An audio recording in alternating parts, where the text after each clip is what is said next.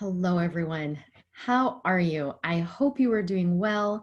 I am excited to share this topic with you. Some thoughts that came to my mind actually while I was in the middle of a workout the other day. And I got super excited about this concept and how I felt like it completely applies to those um, who are working through their own betrayal trauma recovery. So the term that the trainer I was with used during my workout was active recovery, and all of a sudden it clicked.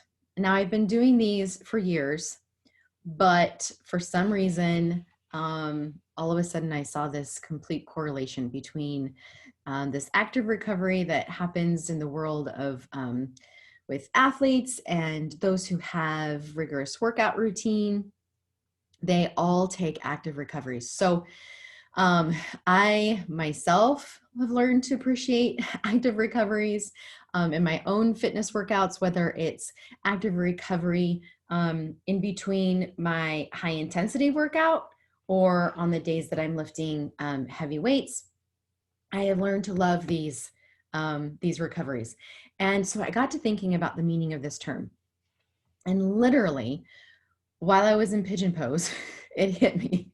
And I just feel like it totally applies. So I'm really excited to share these thoughts and why it is so important to implement active recovery into your own healing recovery. So to engage in intense fitness training, you work your muscles and you push your body to the point where when you're lifting heavy weights, you are actually causing these tiny tears known as micro tears into the muscle fibers, which the body then learns to repair and adapt the muscles so that it can better handle that activity again.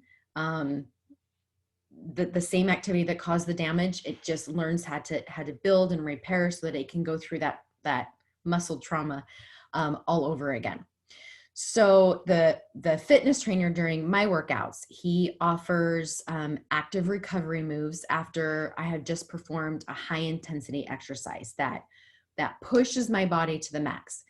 And like I said, I love these recovery moves because it allows me to catch my breath and stretch out a little bit and get ready for that next intense exercise. I use that time to get my mind and my focus, kind of get my game back on because in all reality, at the end of 100 high knees, I'm ready to kill my instructor. So I need that time to do some thought shifts.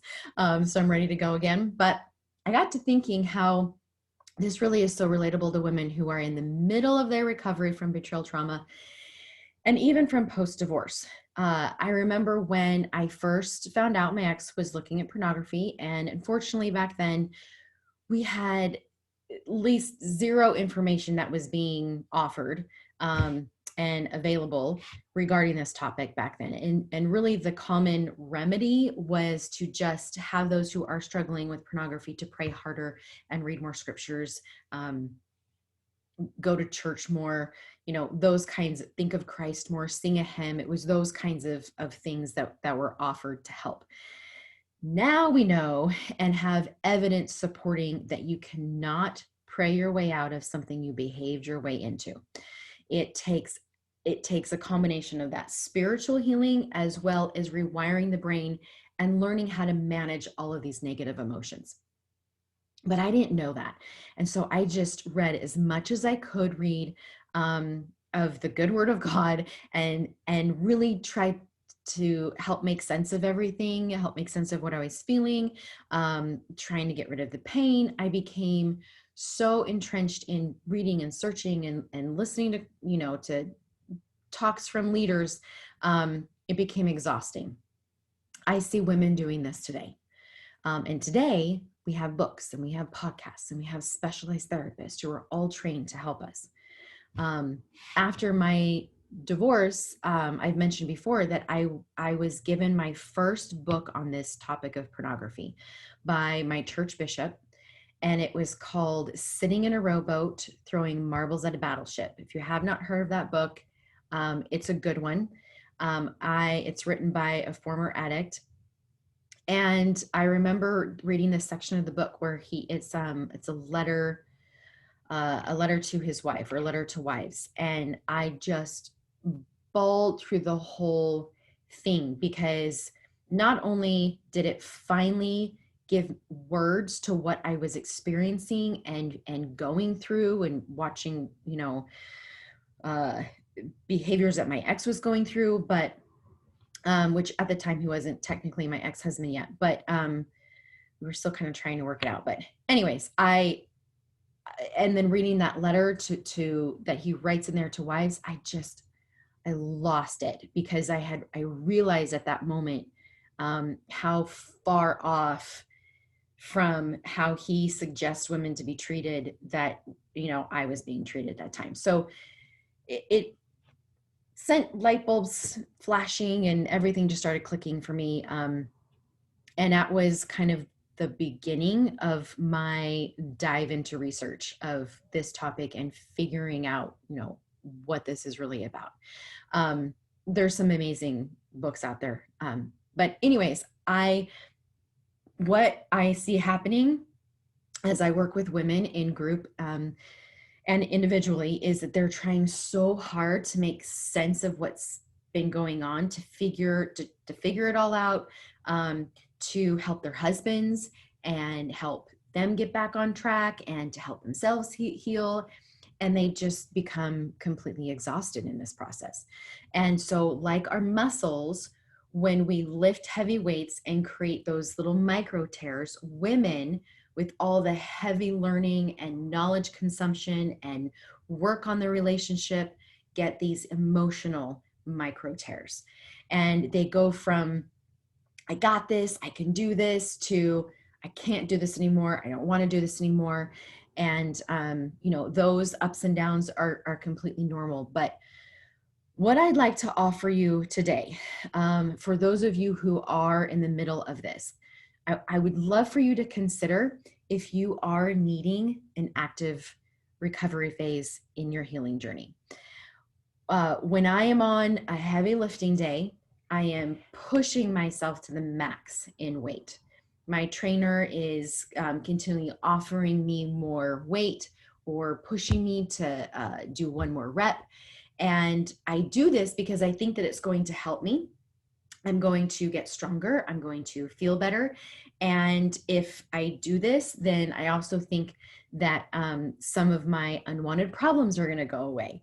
Same with emotional recovery work.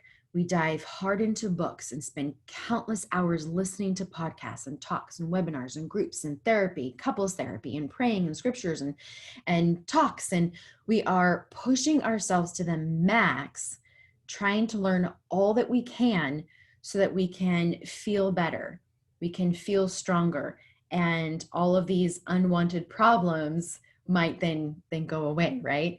But I remember when this was going on for me, and I want you to remember that what is happening when that heavy weight is lifted, it's again creating those small micro tears. And even though this is what we're wanting to become stronger and build the muscle, what is key to that muscle recovery is these active recovery times that we need to take as well. So let me just explain to you what happens during this active recovery. So here's what's going on. When we're still doing when we're in this, we're still doing things that keep our heart pumping. So we're still doing an exercise that keeps the heart going, but just not as hard or intense. We're still moving, but not as fast. We are allowing the blood to now flow into the muscles and just flood the muscles with all of these nutrients. And it's actually clearing out all of this metabolical waste. It's reducing inflammation. It improves mental health. It creates now a more balanced fitness lifestyle. And it increases endurance. Do you see the symbolism in all of this? Like, am I the only one freaking out over this? It's okay if I am. When all of this started clicking, I just went, oh my gosh, this is exactly what I want the women that are listening to hear and to recognize and realize this for themselves. So again, I would love for you to consider allowing yourself time for active recovery in your own healing journey. Take time to allow for the grieving process. Stop reading books. Take time to just be with yourself. Stop listening to podcasts. Take a week off of group, whatever that looks like for you. You're the one that will know what feels right and what will give you those nutrients and clear out all of that waste, and reduce that inflammation. We can become highly emotional during a high intensity recovery. Your mental health can suffer when we are more concerned about what our spouse is doing and we're not doing, and where he's at in his own recovery process. We can lose touch with our own thoughts and with our own emotions. And really, we can then become moody, and then we don't stop long enough in this to even recognize it. We can lose that balance in our lives where now we're ignoring responsibilities, we're ignoring people, even our children, because we are so consumed with finishing a book, or we have, headphones in listening to a podcast, and we're completely shutting, everybody else out around us. This can completely wear us out. And now we've lost that endurance to go on. So this is the time to allow your body to nourish and get that, actively get rest. So another reason why I love this concept and applying this to betrayal trauma recovery is that word active. You will hear me say this over and over, but the only way we move forward is when we stay in our agent power mode. We are agents who have the capability and the capacity to act and not be acted upon. We each have incredible power that comes with receiving a body. This allows us to do incredible things. The adversary would like nothing more than to destroy this in us. From the very beginning, he has been in war with us. Those of us who chose agency and to have bodies, he's less powerful without one. Don't forget that. So when we stop using our agency and our power, we are no longer moving forward. So active recovery allows you to rest and recover, get balanced, get nourished, emotionally, spiritually, physically, mentally, all the while continually moving forward. If you stop reading a book, you're not going to halt your recovery when you supplement it with reading a book to your kids. So try making a list of all the things that you're currently doing and notice how much time you're taking out of your day and using up all of that mental space. Maybe you need to get away for the night. Maybe you book a hotel, go away from a night. You don't bring books, you don't listen to podcasts, you just connect with yourself and do what will reinvigorate that for yourself. Maybe there's something that you haven't done in a while that you feel will nourish you at this time, that for you is that active recovery. So many of us get lost in this journey. We lose ourselves, and all for the sake of saving a marriage, and to try and fix our husbands. Nothing you will ever do or not do is going to control his behavior. Only he and he alone changes his behavior. So allowing for that active recovery can eliminate also the resentment for the spouse. Sometimes, we're going to all of these therapy sessions and we're doing all these things, to try and work and save, and we notice that our spouse isn't. And we can become bitter and resentful. Like, why am I the only one trying here? So as you look at your list of the things that you are reading and listening to or doing, ask yourself, why am I doing these things? Are they for, are these for me, or are these for my spouse? Am I doing these things to try and control him? Am I doing these things because they are going to help me move forward? Or am I finding myself staying stuck in the bitterness? And is it creating bitterness? Is it creating resentment? Ask yourself these questions. And another good one is this creating value in my life? Is this valuable right now? So getting just really curious about all the things that you're doing, why are you doing them, and really getting honest um, about those whys. So I encourage you to do that. You and you alone know what active recovery looks like for you. I know that you women are incredibly intuitive.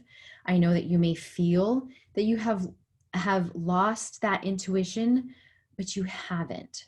Trust yourself, listen to yourself, pay attention to how the emotions are showing up inside your body, recognizing, okay, I'm feeling the anxiety and it's in my chest, getting very, very connected with you and your body during this time. That will help you to not, completely lose yourself in all of this either. And then allow yourself to rest. If you are needing help sorting out these thoughts and trying to figure out, what it is that might be keeping you stuck, if you need any kind of help during this healing process, feel free to reach out and book that free session with me. I would love to walk alongside you during this journey. And then remember, you are enough, just as you are right now today. And I know that you can accomplish anything that lays before you. See you soon.